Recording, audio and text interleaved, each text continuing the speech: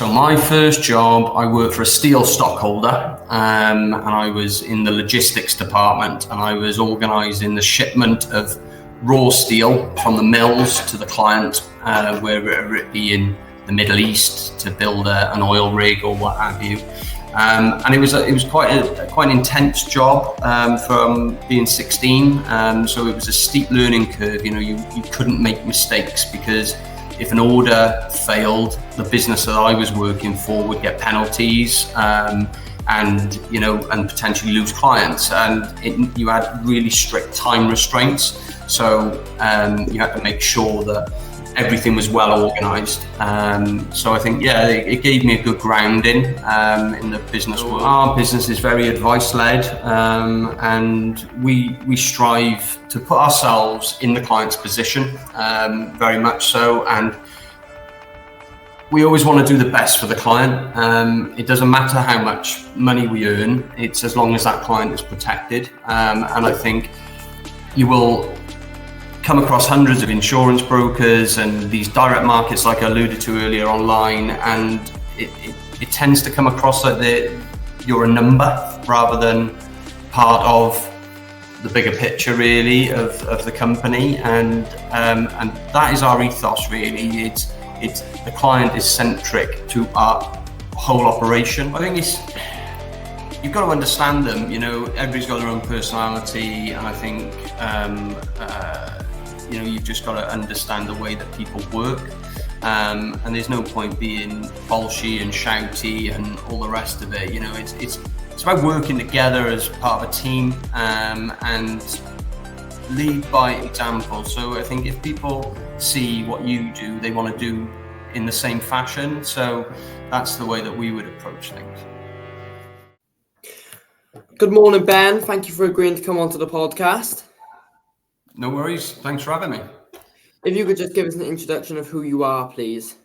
Okay, my name's Ben Tweddle. I'm a director and co-founder of Protex Insurance Specialists. Who were your influences from earlier on in your life?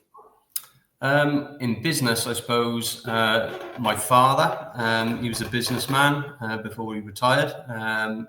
So he was a big influence on me and how I had the outlook on the business world, I suppose. And what values from your early life do you carry with you now?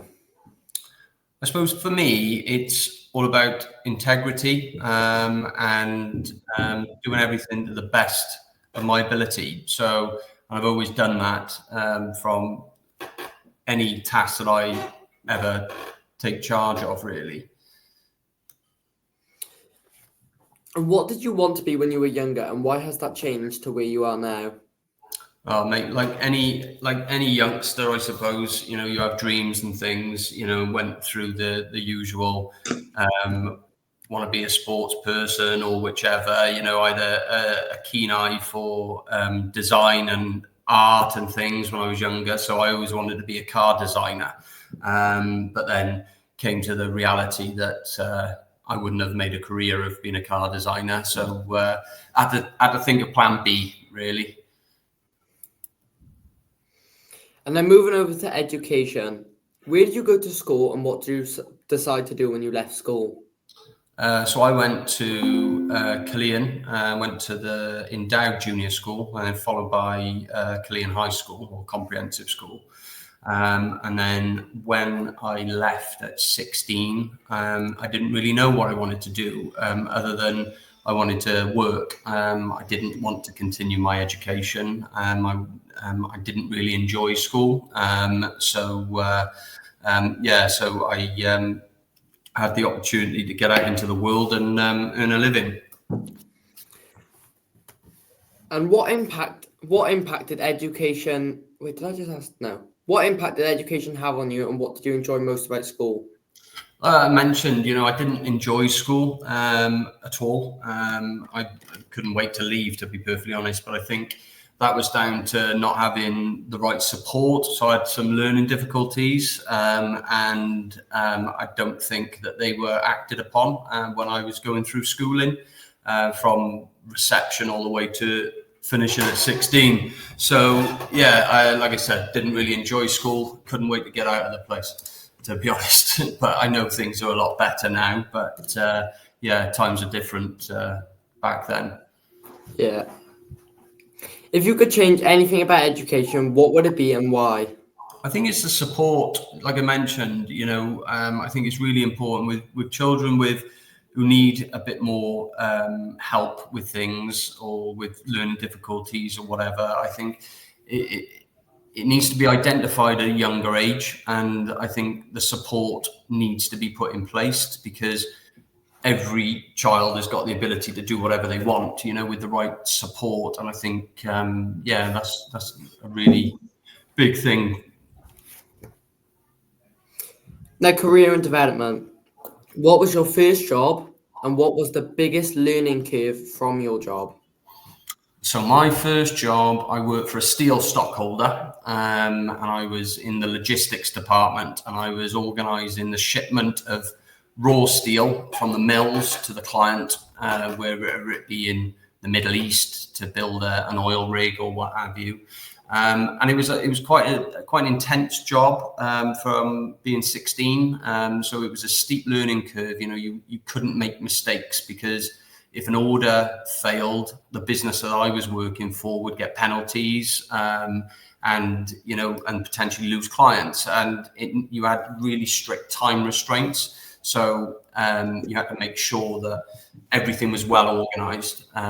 So I think, it gave me a good grounding in the business world. Not that I was massively in charge of a lot of things at 16, but I was working with some really, really good people. So there was a good grounding. How have you developed over the course of your career, personally and professionally, and why have you developed? Tough one, really. I think I've developed because I've wanted to, and I think it's a lot to do with how much you care about doing something, and I think constantly learning, reading, keeping on top of everything, and making sure that you strive to do that extra 1% every day, to get that much better all the time.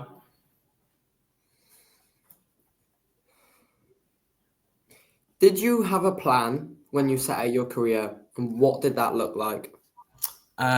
So not when I first left school, my first job, I just wanted a grounding into how to work within a business, a private business. And then when I got into insurance broking, which was 17, 18, I started at the bottom. Started making the tea, the gopher of the office, filing, that sort of stuff. And then learned the trade from the ground up. And then I worked with some really top commercial executives in my business that I work for. And I used to see what they were doing and who they looked after and things like that. And that's where I wanted to be. But I also thought it was really important to learn the business at every stage, all the way up to the where I thought was the top. That was my plan. I always wanted to get to that end goal, but still wanted to know every aspect of the business. So you were then fully accomplished in knowing your trade. Yeah. Why would you become self-employed from having a full-time permanent role and you have an opportunity to progress? So it was always something that I wanted to explore, to be self-employed. But you've got to have the right opportunity to do it. Like when we launched this business, there was 2 of us. There's now 3 of us. If I had set it up 5-6 years ago, I don't think I would have. And I think it's good to have good people around you. But it's a much better world, in my opinion, working for yourself. You've got more motivation because if you're not working, your bills aren't getting paid and you've got children to feed, etc. There's no better motivation than being self-employed. You said you have 3 working there now. Is that like your permanent number, or are you looking to expand into more? So there's 3 directors within our business. We've got back office support staff, but the 3 directors that run the business, myself and my 2 colleagues, we will be looking for expansion, but the business is still very young. So we only launched the company 18 months ago. So we're still building at the moment before we need to expand. But then we will be looking into the future. We've got a 5-year plan. So yeah. Moving over to business ventures. How did you start your company, and why did you choose to go into insurance? So how do we start it? We were working for an international company, insurance brokerage, and we just decided that it was time that we did it for ourselves. We had a big enough client base. We've been doing the job for 20 plus years. So, very loyal clients that we've looked after in that time. And we had the perfect opportunity to set up. The reason why we got into insurance is because we've been doing it so long, and we know nothing else. It was, we wouldn't change to do a different industry, because you've got to know your limits and play the cards, so that's why we set up. What is the most difficult thing about being in the insurance industry, and what demands do you face? So it's a very competitive market. There's lots and lots of direct markets now where you can buy insurances online. We don't get involved with any of that because we're a commercial and corporate broker. So we deal with clients that can't buy insurance online. So they have to come to a broker for specialist advice. But it's difficult. There's some big players in our industry. So to compete with them, it's tough, but we never sell on price. We sell on the best product for the client, on their needs. So we would identify the client's needs, and then we would put a program in place to make sure that they were fully covered. And we would also carry out a sort of gap analysis on their current program to see where there were gaps in cover that they should have or should consider certainly. And then we would give them those options. Yeah. And what were your stages of business development since taking over? So when we started Protex, we were under our old contracts from our previous business, where we were restricted to talk to people for 12 months, anyone who we had previous contact with, our own clients, basically.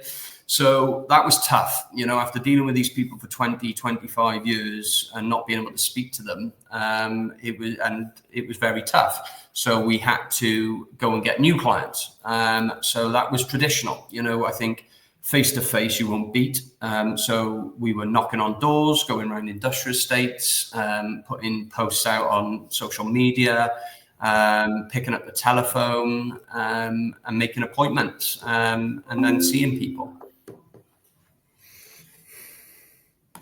And what is the most difficult thing about change management, and how does this impact people as well as the organization?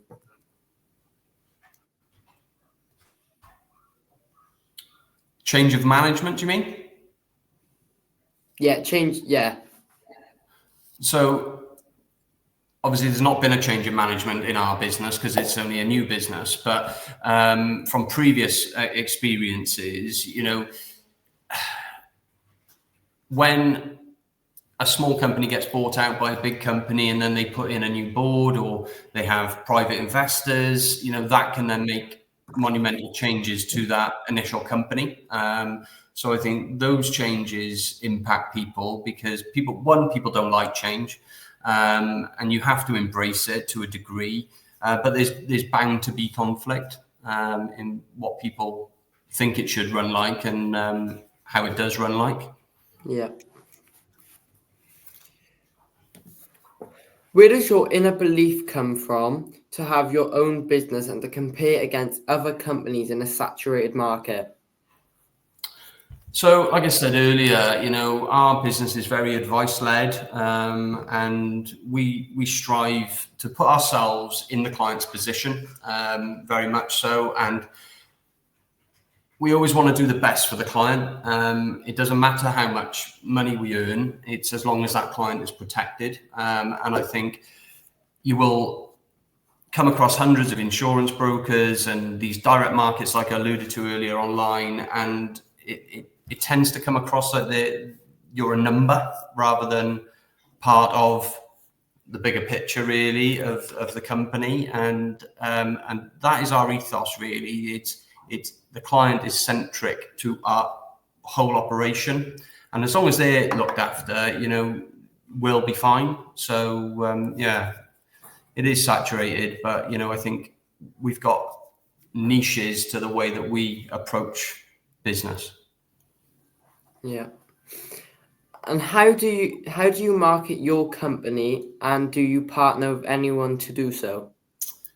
Don't really market the company as such. We do a little bit of social media, but it's only in-house. We don't employ anybody to do it. A lot of our business is on recommendation, word of mouth. And, like I said, we've been doing it for such a long time. We know a lot of people in the local area and the surrounding areas, and they tend to know each other as well. So it's that's the way that we market it. We do get a lot of referrals from existing clients, which is really good, and I think as the company grows, we may look into perhaps getting a social media type person on board to do the promotions online a little bit better than what we do now. But, at the moment, we're still building the business. So going back to what you said earlier, where did you come up with your company's name? I can't really remember. It was because, we obviously we protect things. So we wanted something to be quite bold. We didn't want it to be surnames, because if we had other people joining the firm, that then they wouldn't feel part of the firm if it was just surnames as the name of the business. So we wanted to come up with something that was a bit punchy and says what we do, really. So as we protect people's assets, livelihoods, whatever, Protex, and we wanted to put an X in it, so it looked a little bit different out there, really. Yeah. And do you have any strategic partnerships, and how does this work and why? Yeah, so we've got partnerships with insurance companies that we work closely with. We've got some really, really strong relationships whereby we can get exclusive deals that no other broker can get, and we get benefits in the policy wordings that no other broker can get. So those are the partnerships that we look for. But again, there's always the added benefit for the client, so we will give enhancements where they couldn't get those enhancements elsewhere. How do you ensure customer commitment, and how do you measure engagement? So we've got a management system internally, so we can see our statistics on a daily basis, on a live basis. So we know our quote conversion rate, how many clients we've got, how much premium, how many claims, all that sort of stuff. So we keep constant monitoring on every day. But our client commitment is down to the way that we look after the clients. And again, it comes down to just doing your best and looking after them. And, when insurance comes to its fruition, it's in a claim situation. So, these clients pay all this money for insurance, and then they don't know how good it is until they have a claim and they need an insurance company to sort that out. And it's our job as the broker then is to hold the client's hand through that process, make sure the claim happens as swiftly and as smoothly as possible. You will always get the problematic claims because life isn't perfect, unfortunately. But yeah, and that's what we do. We're constantly monitoring claims for our clients, and I think that then gives the client confidence to buy their products from us than somebody else who doesn't manage their relationship and their claim service. Yeah. How did you establish a client base, and what can be difficult about establishing a new client base? So our client base is built up over a long time of being in the industry, but it is difficult to get a new client base. So like when we started Protex, like I said earlier, you know, we couldn't talk to our old clients. So we had to go out and get new business because, you know, we've got children, mortgages, all that sort of stuff. They all need to be paid for.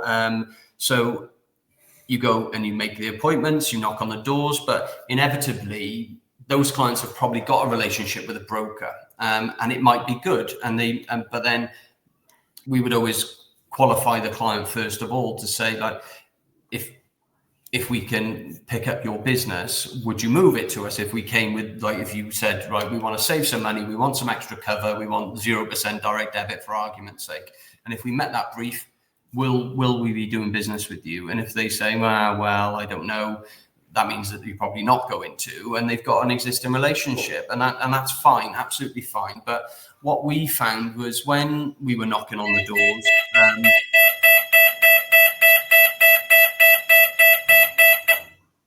That'll be the last one there. when we were going to see these new people, that they were unhappy with the service levels they were getting, and you know, we provided that better service and the better product and more cover, and then we picked up the clients, you know, because I think these companies are getting so big now, they don't have the ability to be going to see clients regularly enough and looking after them as they deserve to be looked after. What company are you registered as, and why does this matter on the type of business you register as? So Protex is a limited entity. You could be a partnership, a sole trader. It doesn't really matter. Obviously, with a limited company, you get limited liability, etc., and a rule book of how to act as a director of that limited company, and you have to file a company's house, blah blah blah. But no, it doesn't really matter in that regard of how you set up your company. And what are your ethical values, and what do you need to comply with from an ethical point of view as an insurance company? So the FCA, which is the Financial Conduct Authority, they have a code, what's called the Code of Conduct. I think it's called the Code of Ethics now, maybe. And there's like key principles to that. So there's like integrity, skill, care, and there's guidance there that you have to abide by and comply with. So yeah, they're the core values that we work within, really. Do you have to be on a particular type of register as an insurance company? Yeah, well, we're registered with the FCA, so we got our Financial Conduct Authority registration number, so on there. Yeah. Why would you take on new investors and stakeholders? Would this benefit you, or would you prefer to maintain your control and vision over the company rather than having further investors and board members? So we've decided that our company is going to be niche, so we wouldn't look to take on investors because we would want to stay fully in control, you know, and we would grow it ourselves organically and pushing it forward with new business drives, etc. And what scrutiny do you face as a manager or leader? What was that? Sorry, mate. What scrutiny do you face as a manager or leader?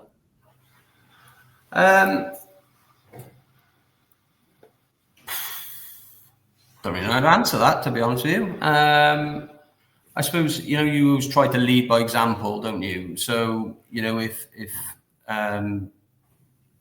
people will perhaps try and pick holes or whichever, but we don't come across that at the moment.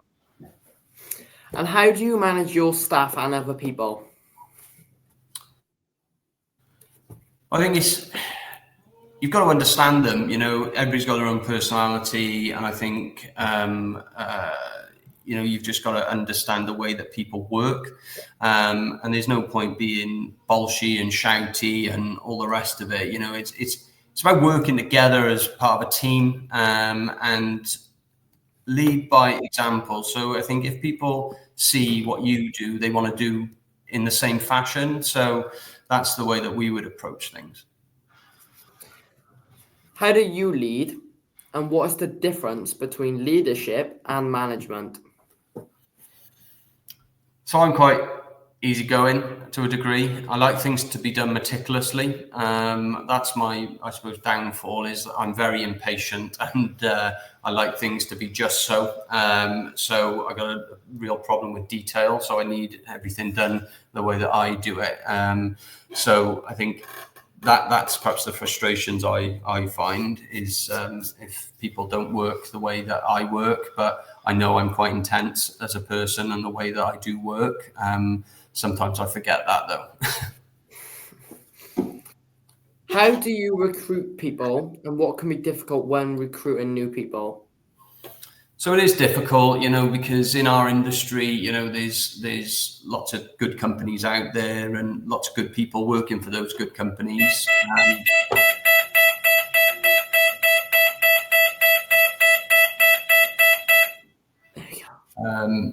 So yeah, we know a lot of people in the industry, and people move for two things: they're either unhappy or they're underpaid. And people are going to make a choice. Then, if they're that unhappy, they will move for a bit less money, or there's other people out there that just want to chase the pound all the time and get as much money for as little as possible. But so we would always need the right fit of person to come and work for us. They need to have the same ethical code as us, and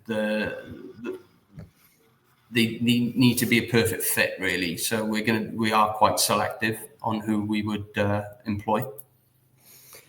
And how have you developed the continuous development program for staff, and how do you ensure staff stay motivated?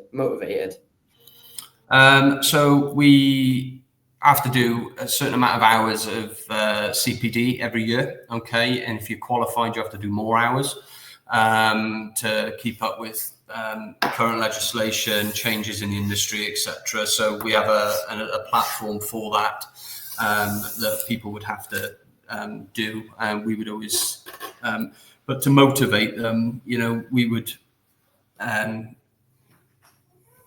We're big about people, so I think when we get more people, we would staff away days, team building, things like that, just to show that they're valued as part of the team, really. And what are the biggest risk factors that you face as a business owner?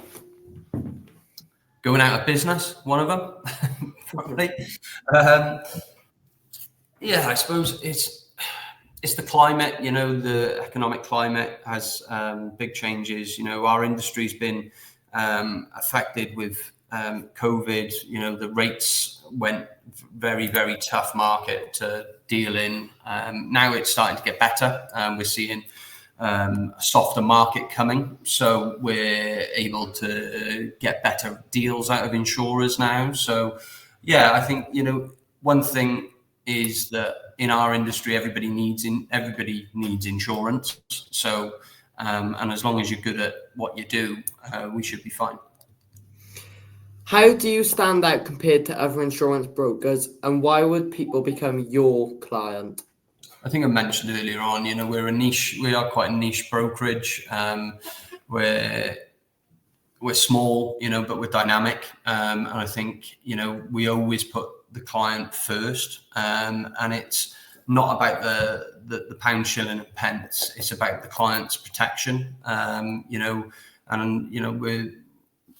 It's a big focus for us that you look after the clients and they'll look after you. It's which is proven by being in the industry for so long with such a loyal client base for us.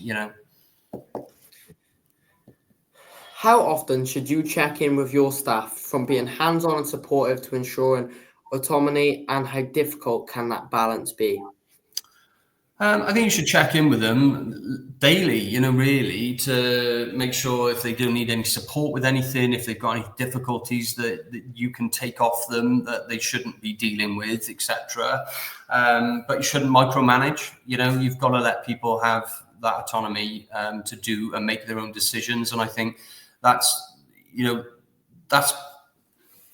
a lot of difficulty. People don't like putting their head above the parapet and making decisions because they're scared of what the fallout's going to be at the end.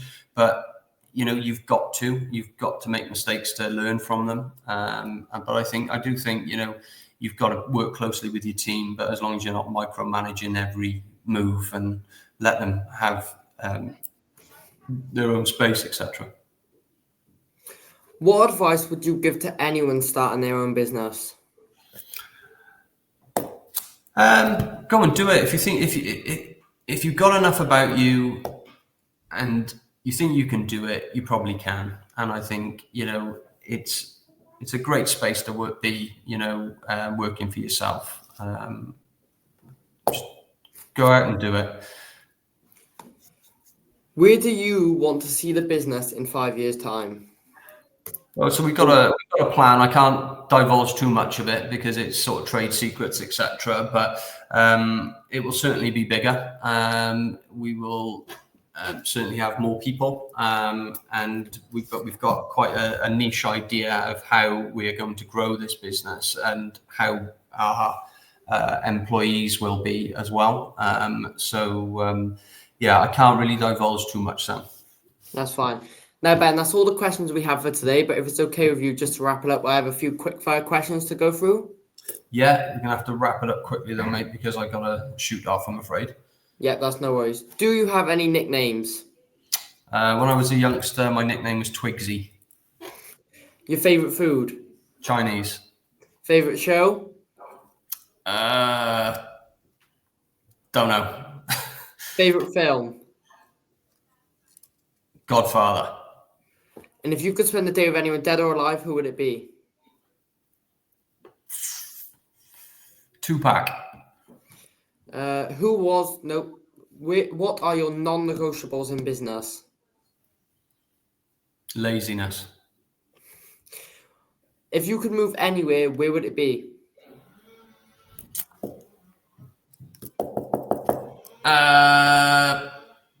Australia. And if you could own another company in any other industry, what industry would this be? Property. And what is your biggest frustration in running a business? People not sticking to time restraints. And that's everything we have for today, Ben. So again, thank you for agreeing to come on the podcast. It's been a pleasure. Cheers, Sam. All the best, mate.